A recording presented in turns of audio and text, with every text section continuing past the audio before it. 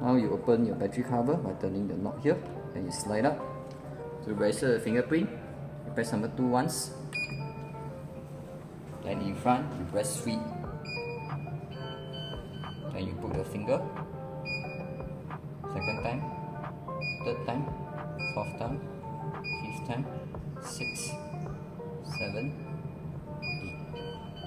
8. Okay, so to end the process, you press number 2.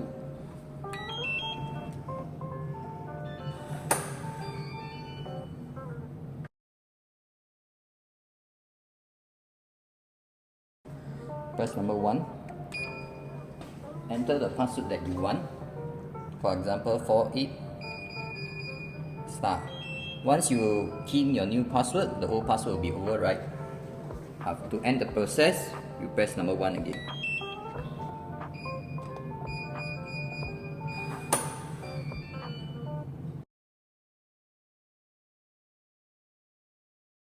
So for the card registration, press number 2 here. Then in front, you press number 1 and you tap the card here. Okay. To finish the process, you press number 2 again.